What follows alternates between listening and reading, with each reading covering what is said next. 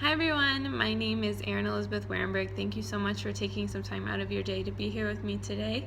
Today I feel really called to talk about an idea that I've recently been embodying, and it's becoming more and more clear to me. I don't know if there's a formal name for it, but I've been calling it second tier emotions, which is the name of this video, and I'm going to identify what they are and how they fuck us up. So second tier emotions, so we have feelings, we have an emotion, and emotions are the quickest way to figure out how we're actually feeling about something. Do I feel safe? Is this the right decision? The quickest way to check in with our body. Unfortunately, we have a feeling, and then based on programming and learned protection and all these things, we can't just have the feeling. We start to analyze the feeling. I mean, you can move past this, but we're conditioned to identify the feeling and then get scared and try and change it or make it mean something about us or something like this. So sometimes we have a feeling, for example, if you're really happy, you're having a really good time, and then you notice how happy you're being, and then you get happier, right? So that's one way this happens. But it also happens if you feel anxious and you notice your anxiety and you're like, why am I anxious? Why am I anxious? Why am I anxious? Then you get even more anxious. Same thing with sadness. I'm sad. Why am I sad? And you start judging all these emotions you're having, and then based on societally ways we've been taught, like, hey, happiness, good. You're supposed to have that. Have more of it. Sadness, bad. Shame on you. You can't have that. Anxiety, what the hell's wrong with you? Get your shit together. You can't have that.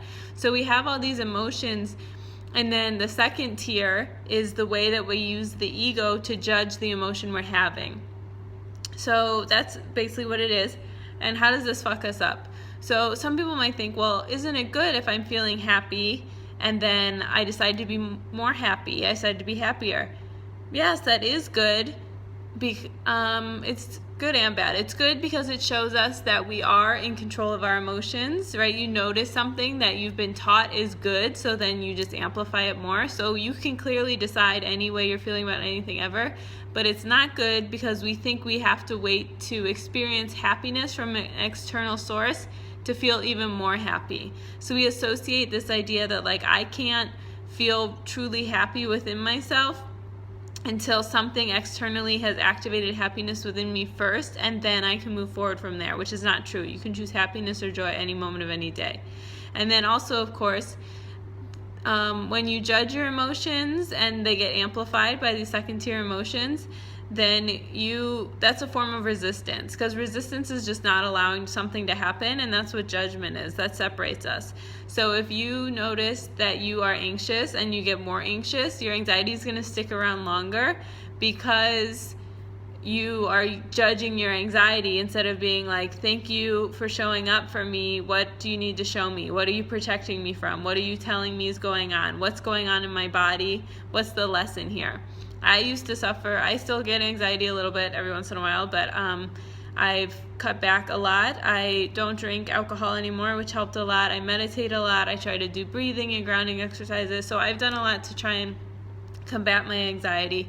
But it's one thing to notice what's going on with these feelings, and then another to be able to say, okay, I consciously choose to not assign or amplify this feeling by trapping myself in my own mind of what I'm actually feeling. So one way you can do this is if you notice whatever feeling you're having, if you stop saying I am is the highest vibrational phrase in the English language. It's on the same level as source and spirit and God energy. It creates your reality. So if you say I am sad, I am happy, I am joyous, any emotion that you don't want to be, you can just say I notice feelings of anxiety in my body right now. And that's a way where you can honor it, but it won't completely take over your life. That's one thing you can do. Another thing you can do is give gratitude for the feeling. So just say thank you for this anxiety, for showing up. I'm open to the lesson. What is the lesson? Ask yourself, check in with yourself, see what's going on. And that way you can kind of feel the feeling, and it's only there to teach you something. It's not there. Your body doesn't want to ruin your life or make you miserable or whatever. Your body is just there to try and help you tune into your higher self. And so when you can really hold and understand that, identify when you are assigning a second tier emotion to something you're feeling, you give yourself permission to break free from it and get out of your head. I used to get in my head so much, oh my God, why am I feeling this? Why am I feeling, instead of just being this is what I feel, and it will leave when it's done, and just honoring that as something that's allowed. So let me know in the comments below if this has ever happened to you and how you can help like disconnect from your second tier emotions. And if you ever want to book a spiritual guidance session with me, you can go to www.erin-elizabeth.com. Thank you so much, and I hope you have a great day where you just let yourself feel and don't assign judgment. Love you. Bye.